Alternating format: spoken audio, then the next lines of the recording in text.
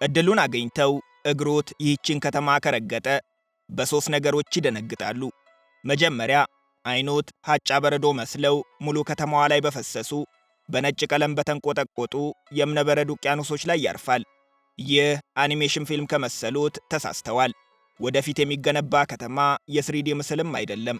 አብዛኛው ዓለም በስም የማያውቃት፣ ቪዛ በቀላሉ የማይገኝባት፣ ቱሪስቶች የማይታዩባት የምድራችን ድብቅ ከተማ ናት። እዚህ አይኖት የሚያርፍበት ነገር ሁሉ ነጭ ነው። ከተማዋ ለነጭ ቀለም ያላት ፍቅር ዓለማችን ላይ ከፍተኛ የነጭ እብነበረድ ክምችት ያለባት ከተማ ተብላ ስሟ በጊነስ የድንቃድንቅ መዝገብ ላይ እንዲሰፍር ምክንያት ሆኗታል። የነጭ ቀለም ፍቅሯ ግን በግንባታዎቿ ብቻ አይወሰንም። በየመንገዱ ሽውልም ሲሉ የሚመለከቷቸው መኪኖች ሳይቀሩ ነጭ ቀለም ነው ያላቸው። ሁለተኛው አግራሞት ውስጥ የሚከቱት እዚህ የሚያዩት ነገር በሙሉ ግዙፍ መሆኑ ነው። እያንዳንዱ ግንባታ፣ እያንዳንዱ አደባባይ የዓለምን ሪከርድ ለመስበር የከተማዋንም ስም በዓለም የድንቃድንቅ መዝገቦች ለማስፈር ሆን ተብሎ የተሰራ ይመስላል። ከሁሉም በላይ የሚያስደነግጡት ሦስተኛው እውነት ነው። በከተማዋ ከጠዋት እስከ ማታ እግሮት እስኪዝል ቢዞሩ ምንም አይነት ሰው አያዩም። ይህ የምርም ያስደነግጣል። በማያውቁት ከተማ ጎዳና ላይ ብቻውን ወክ ማድረግ ሙሉ ከተማ አዘግቶ እንደ መጎብኘት፣ ሰው በሌለበት ዓለም እንደ መኖር አይነት የብቸኝነት ስሜት ውስጥ ይከታል። እጅግ ሰፋፊ አደባባዮች፣ አይን የማይደርስባቸው ረጃጅም ጎዳናዎች፣ ግዙፍ ሕንፃዎች፣ የሚያብረቀርቁ ሞሎችና የመዝናኛ ስፍራዎች የፈሰሱባት፣ ሁሉ ቅንጡ፣ ሁሉ ዘመናዊ፣ ሁሉ ትልቅ የሆነባት ከተማ ለምን ሰው የላትም? ካሉስ ለምን አናያቸውም? አሁን የምንገኘው ብዙዎቻችን በስም እንኳን ለይተን በማናውቃት የአንዲት ምስጢራዊት አገር ዋና ከተማ ነው። አሽጋባት ትባላለች። ማን አልካት አሉኝ? አሽጋባት። ይህንን ስም ካላወቁት ብቻውን አይደሉም። እንኳንና አሽጋባት የአካባቢው ሀገራት ራሳቸው ለብዙዎቻችን ግራ አጋቢ ናቸው። አምስቱን የስታን ሀገራት አወቋቸው። ካዛኪስታን፣ ኪርጊስታን፣ ታጂኪስታን፣ ኡዝቤኪስታን፣ ቱርክሜኒስታን። የአባት ስም ይመስል ያለ ስታን አንጠራም ካሉት በስም ከሚመሳሰሉት አምስቱ አገራት በአንዷን የምንገኘው። ይህችን አገር ግን ከዛሬ በኋላ በፍጹም አይረሷትም። ምክንያት የሚያዩ የሚሰሙት ሁሉ ተአምር የሆነባት ቱርክሜኒስታን የምንገኘው። ስሟ እንዳይጠፋዎት ቱርክ የሚለውን ጫፍ ያዙ፣ ስታንን ማስከተል እንዳይረሱ። ቱርክሜኒስታን የስሟ ትርጉም የቱርክሜን ሕዝቦች ምድር እንደማለት ነው። የተቀሩት አገራት ስምም ተመሳሳይ ትርጉም አለው። ዋና መጠሪያቸው የሕዝቦቻቸው የብሔር ስም ነው። ቀጥሎ የፐርሺያው ስታን ይከተላል። ኡዝቤኪስታን የኡዝቤኮች ምድር፣ ካዛኪስታን የካዛኮች ምድር እንደማለት። የዛሬዋን መዳረሻችንን ግን እንዳይረሷት።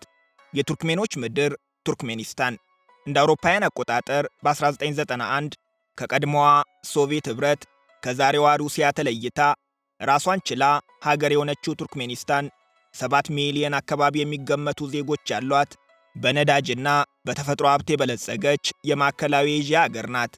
ቱርክሜኒስታን ሀብታም ከመሆኗ የተነሳ ራሷን ችላ ሀገር ከሆነችበት ከ1991 ጀምሮ አብዛኞቹን መሠረታዊ አገልግሎቶች ለዜጎቿ በነጻ ታቀርብ ነበር።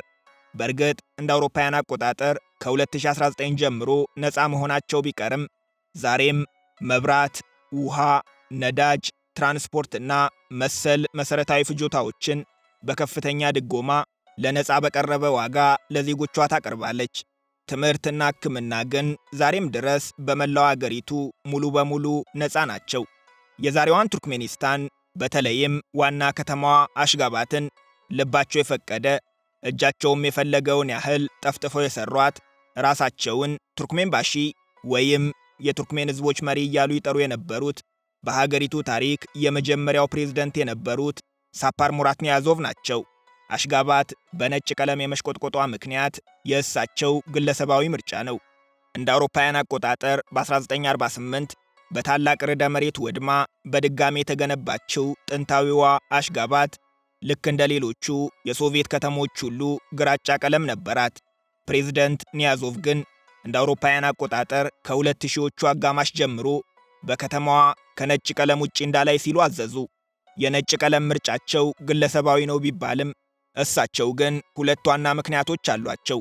በቱርክሜን ሕዝቦች ባህል መሠረት ነጭ ቀለም የቅድስና፣ የሰላም፣ የደስታና የብልጽግና ተምሳሌት ተደርጎ ይወሰዳል። አሽጋባት በካራኩም በረሃ አቅራቢያ የምትገኝ ሞቃት ከተማ በመሆኗ ሙቀት ለመቀነስ ነጭ ቀለም እንዲኖራት ተወሰነ የሚለው ደግሞ ተግባራዊ ምክንያቱ ነው። ውሳኔው ነባር የከተማዋን ቀለሞች በነጭ በመቀየር ነበር መተግበር የጀመረው። በአጭር ጊዜ ውስጥም 543 አዳዲስ ሕንፃዎች ተገነቡ። ሕንፃዎቹ ከጣሊያን በመጡ ውድ ነጫጭ እብነበረዶች ተለበጡ።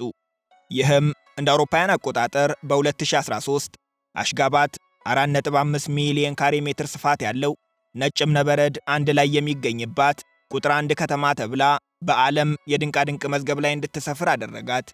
ይህ የነጭ ቀለም ፍቅር ቀስ በቀስ ወደ መኪኖች ተሸጋገረ። ሁለተኛው የቱርክሜኒስታን ፕሬዝዳንት ጉርባንጉሊ ቤርዲሙሃሜዶቭ እንደ አውሮፓውያን አቆጣጠር በ2015 ጥቁር መኪኖች ወደ አገር ውስጥ እንዳይገቡ ከለከሉ። በ2018 ደግሞ በዋና ከተማዋ ጥቁር መኪና መንዳት ሙሉ በሙሉ ታገደ። ሕጉን ለማስፈጸም ፖሊሶች ነባር ጥቁር መኪኖችን እያደኑ ወደ ማቆያ መውሰድ ጀመሩ። የመኪና ባለቤቶችም መኪኖቻቸውን መልሰው ለማግኘት ቀለማቸውን ወደ ነጭ ለመቀየር ተገደዱ።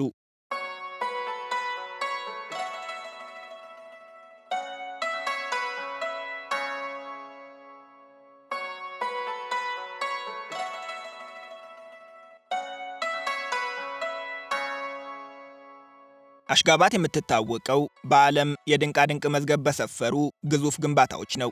በዓለማችን ትልቁ የእብነበረድ ስብስብ፣ ትልቁ የቤቱስ ፌሪስ ዊል፣ ትልቁ የኮከብ ቅርጽ ያለው ሕንፃ፣ ትልቁ የፈረስ አንገት ቅርጽ ያለው ሐውልት፣ ትልቁ የፋውንቴኖች ስብስብ፣ ትልቁ በእጅ የተሠራ ምንጣፍ አሽጋባት በዓለም የድንቃድንቅ መዝገብ ካስመዘገበቻቸው ክብረ ወሰኖቿ መካከል ጥቂቶቹ ናቸው።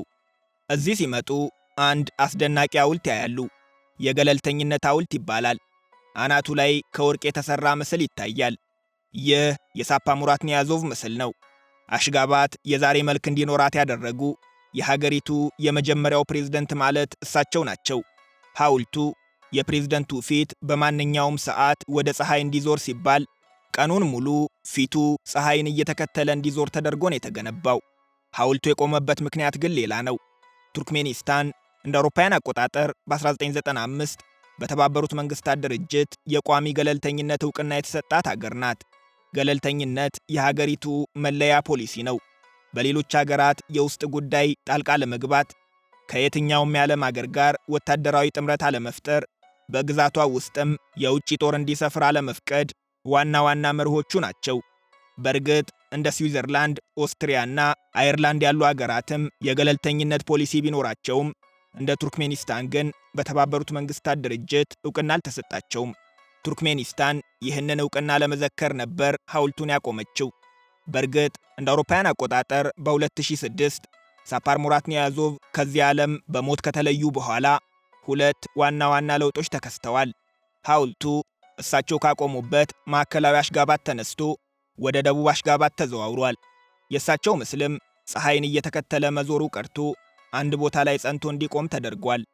ይሄኛው ደግሞ ሳፓርሙራት ኒያዞቭ የነፍስ መጽሐፍ ሲሉ ለሰየሙት ሩህናማ ለተሰኘ መጽሐፋቸው መታሰቢያ እንዲሆን የገነቡት ሐውልት ነው። ሩህናማ ሐውልት ሆኖ ከመቀረጹ በተጨማሪ አመሻሽ ከተማዋ በዝምታ ስትዋጥ ውስጡ ባለው ስክሪን ውስጥ ተቀርቶ የተቀመጠ የመጽሐፉ ክፍል ለነዋሪዎች በትረካ መልክ ይቀርባል። የሩህናማ ነገር ግን በትረካ አያበቃም። ካሪኩለም ውስጥ ተካቶ ለዜጎች በትምህርት መልክ ይሰጣል። የመንግሥት ሥራ ለመቀጠር በመንጃ ፈቃድ ፈተናዎች ላይ ሳይቀር ጥያቄ ሆኖ ይመጣል። በዚህ ምክንያት ዜጎች የኑሮ ዳገት ለመውጣት ሲሉ መንፈሳዊና ፖለቲካዊ አመራር ይሰጣል የሚባለውን ይህንን መጽሐፍ አንድም አንብበውታል አሊያም ሲተረክ አድምጠውታል። ከፕሬዝደንቱ ሕልፈት በኋላ ተጽዕኖ ቀንሷል ቢባልም ዛሬም ሀገሪቱን የሚመሩት የፓርቲያቸው ሰዎች ናቸውና በሩህናማ መመራት ፈጽሞ አልቀረም። በአሽጋባት ጥቂት ዞር ዞር እንዳሉ የሚገባዎት ከተማዋ ሐውልት ትወዳለች። እንኳንና ለፕሬዝደንቶቿ እነሱ ለወደዷቸው እንስሳትም መታሰቢያ ታቆማለች። የምትመለከቱት ወርቃማ የውሻ ሐውልት አንዱ ምስክር ነው። እንደ አውሮፓውያን አቆጣጠር በ2020 በአሁኑ የአገሪቱ ፕሬዝደንት የተመረቀው ይህ ሐውልት አላባይ የተሰኘውን በቱርክሜኒስታንና በአካባቢው ሀገራት የሚገኝ የውሻ ዝርያ ለመዘከር የተገነባ ነው። በዓለም ላይ ካሉ ፈረሶች ሁሉ እጅግ ውብ የሚባሉት ወርቃማና የሚያንጸባርቅ ቀለም ያላቸው አካል ተኪ የሚባሉ የፈረስ ዝርያዎች ደግሞ በአሽጋባት ከውሻም በላይ ክብር አላቸው።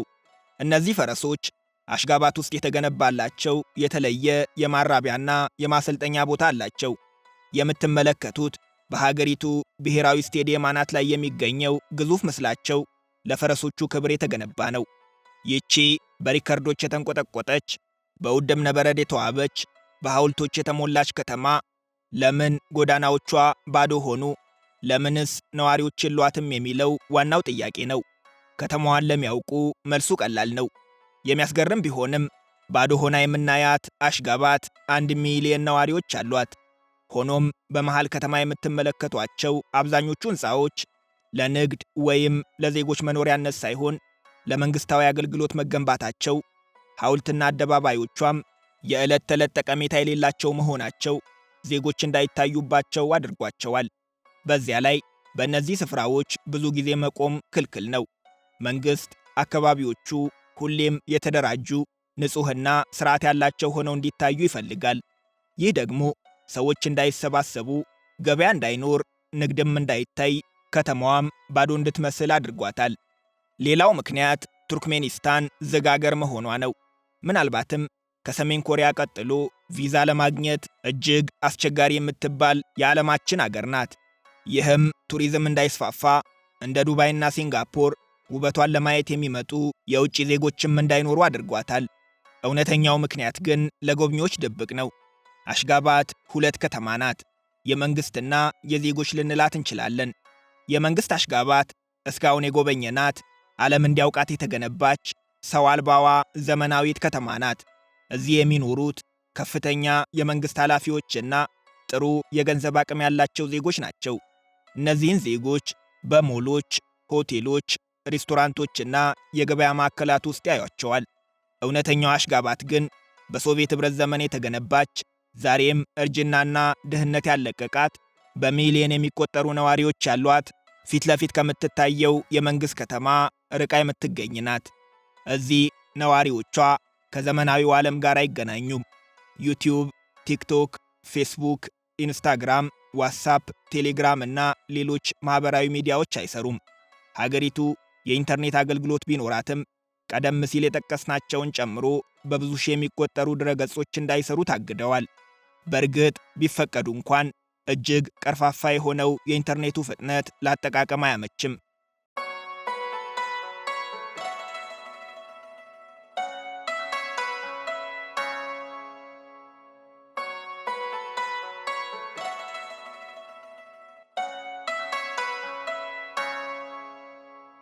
የቱርክሜኒስታን ምድር 2 ግዙፍ ነገሮች አሉት፤ ጋዝና በረሃ።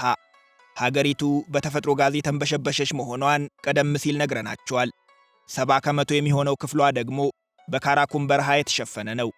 በበረሃው መሃል እዚህ ከመጡ በፍጹም ሳይጎበኙ የማይመለሱት ሌላ ተአምር ይገኛል። የገሃነም በር ይሰኛል። ገሃነም በር አለው ወይ ያሉን? ማን ያውቃል? ይኖረው ይሆናል። እዚህ 70 ሜትር ስፋትና 20 ሜትር ጥልቀት ባለው ታላቅ ጉድጓድ ውስጥ ላለፉት 50 ዓመታት ጠፍቶ የማያውቅ ከመሬት ውስጥ የሚወጣ እሳት ይንቀለቀላል። ምሽት በረሃው በጨለማ ሲዋጥ ከምድር ውስጥ የሚንቦገቦገው እሳት የሚያስፈራም ደስ የሚልም ድባብ አለው። እሳቱ እንዴት እንደተፈጠረ የተረጋገጠ መረጃ የለውም። በብዛት የሚነገረው ምክንያት ግን እንደ አውሮፓውያን አቆጣጠር በ1970ዎቹ የሶቪየት ኅብረት ጂኦሎጂስቶች በአካባቢው የጋዝ ፍለጋ ቁፋሮ በሚያደርጉበት ወቅት መሬት ተደረመሰባቸው። እናም ከፍተኛ መጠን ያለው ጋዝ ወደ ላይ ፈሰሰ። ከስር የሚወጣው ሚቴን አካባቢውን እንዳይመርዝ መጠኑ በዝቶ ከባድ ፍንዳታዎችንም እንዳያስከትል ጋዙ እንዲቃጠል እሳት ለኮሱበት። የያኔው ግምታቸው ጋዙ በአንድ ሳምንት ጊዜ ውስጥ ተቃጥሎ ያልቃል የሚል ነበር። ይህ በብዙ የቁፋሮ ቦታዎች የሚተገበር የተለመደ አሰራር ነው። ሆኖም ግምታቸው አልያዘላቸውም። በአንድ ሳምንት ይጠፋል የተባለው እሳት ይኸው ከግማሽ ምዕት ዓመት በኋላ ዛሬም እየነደደ ነው። በእርግጥ ይህ ስለ እሳቱ መፈጠር የሚነገር መላምት እንጂ የተረጋገጠ መረጃ አይደለም። ምክንያት በሶቪየት ኅብረት የጋዝ ፍለጋ ታሪክ ውስጥ ይህ ክስተት ተመዝግቦ አይገኝም። በዘመናዊው ዓለም እንደዚህ አይነት ግዙፍ ክስተቶችን ሳይመዘግቡ ማለፍ የተለመደ አይደለም። የጊዜን ሰሌዳ ወደ ኋላ በጣም ወደ ኋላ ብንመልሰው በካራኩም በረሃ መሃል የተፈጠረ ምድር ስለ ቀደመ ነዋሪዎቿ የምትናገርበት አስገራሚ ስፍራ ይገኛል። ትክክለኛ መገኛው የኮይቴንዳክ ተራሮች ግርጌ ነው። ልዩ ስሙ የዳይኖሰር አምባ ይባላል። እዚህ የዛሬ 150 ሚሊዮን ዓመት ገደማ ምድራችን ላይ ይኖሩ የነበሩ ግዙፍ ፍጥረታት የተጓዙበት መንገድ ይገኛል። የምትመለከቱት በዓለም ላይ ረጅሙ የሚባለው የዳይኖሰር የእግር አሻራ ያረፈባቸው በቁጥር 1000 የሚደርሱ በሳይንስ የተረጋገጡ የዳይኖሰር የእግር አሻራ መስመሮች ናቸው። እነዚህ አሻራዎች ዳይኖሰሮች በጭቃማው የቱርክሜኒስታን ምድር ላይ ሲጓዙ የታተሙና ቆይቶ ወደ ድንጋይነት የተቀየሩ ዛሬም ድረስ ያልጠፉ አሻራዎች ናቸው። ሳይንስን ካመንነው ማለት ነው። ቱርክሜኒስታን ለብዙ ዘመናት በዘለቀው ከቻይና እስከ ሜዲትራኒያን ባህር በተዘረጋው የሐር የንግድ መስመር ውስጥ ማዕከላዊ ስፍራ ነበረች። መርቭ ከተማ የታሪኩም አይናት።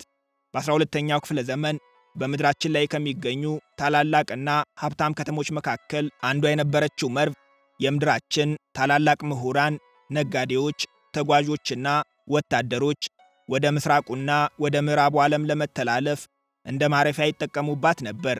ይህም የዘመኑ ሳይንስ፣ ንግድና የኪነ ሕንፃ ጥበብ ማዕከል አድርጓታል። ሆኖም በመካከለኛው ዘመን ሞንጎሎች እስከ ዛሬም በምድራችን ላይ ከተካሄዱ የጭካኔ ግድያዎች አንዱ እየተባለ የሚጠራውን ጭፍጨፋ አድርገው መርቭ ከተማን ለዘላለሙ አወደሟት። ያቺ ታላቅ ከተማ ዛሬ ላይ ምንም አይነት ስልጣኔ ያላየች ይመስል በበረሃ መሃል ፍርስራሿ ብቻ ቀርቷል። 7 ሚሊዮን የሚገመቱ ዜጎች ባሏት ቱርክሜኒስታን ከፍተኛ ቁጥር ያላቸው የሀገሪቱ ዜጎች የሚኖሩት በገጠርና በትናንሽ ከተሞች ውስጥ ነው። ዋነኛ መተዳደሪያቸውም እርሻና የከብት እርባታ ናቸው። በተለይም በካራኩም በረሃ መሃል የሚመረተው ነጭ ወርቅ እያሉ የሚጠሩት የጥጥ እርሻ ከጋዝ ኢንዱስትሪው ጋር ተዳምረው በሀገሪቱ ትላልቆቹ ሥራ ፈጣሪ መስኮች ናቸው። በእርግጥ ተፈጥሮ ፊቷን ባዞረችበት ጭው ያለ በረሃ በግብርና ሥራ መተዳደር ቀላል አይደለም። አለት ካላቀለጥኩ የሚለው ትንፋሽ የሚያሳጥረው የካራኩም በረሃ አብዛኛውን ጊዜ እስከ 50 ዲግሪ ሴልሺየስ የሚደርስ ሙቀት ይረጫል። በክረምት ወራት በተለይም ሌሊት ሲሆን ደግሞ በረሃው ጸባዩ ይለወጣል። ስብ የሚያቀልጠው ሙቀት ድንገት ተቀይሮ አጥንት ድረስ የሚዘልቅ ቅዝቃዜ ይፈጥራል። ከሙቀትና ከቅዝቃዜው በላይ ግን የውሃ ጥሙ ይጎዳል። በጋዝ በተንበሸበሸችው ቱርክሜኒስታን ውሃ የወርቅን ያህል ውድ ነው። የአሙዳሪያ ወንዝ በነዋሪዎች ዘንድ እንደ መድን የሚታየውም ለዚህ ነው። አሙዳሪያ ታጂኪስታን፣ ኪርጊስታን፣ ቱርክሜኒስታንና ኡዝቤኪስታን ውስጥ የሚፈስ ለኤሌክትሪክ ኃይል ማመንጫ፣ ለእርሻና ለመስኖ አገልግሎት የሚጠቀሙበት ወንዝ ሲሆን ለቱርክሜኒስታን በተለይ ምትክ የማይገኝለት ውድ ሀብቷ ነው።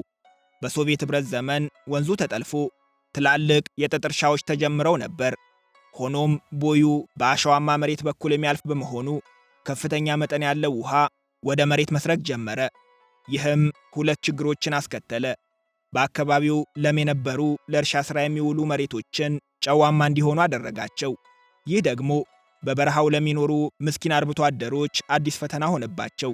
የወንዙ መጠለፍም ወደ አራል ባህር የሚገባውን የውሃ መጠን በከፍተኛ መጠን በመቀነሱ የአካባቢው ሀገራት በውሃ ፖለቲካ ምክንያት አታካራ ውስጥ እንዲገቡም አደረጋቸው።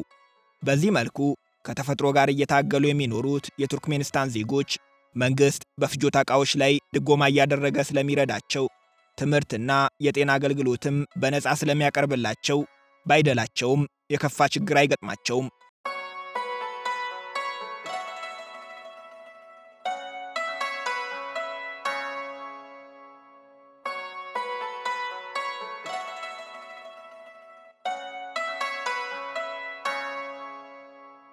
የዛሬ ጉብኝታችንን በዚያው አበቃን። አብራችሁን ስለቆያችሁ እናመሰግናለን።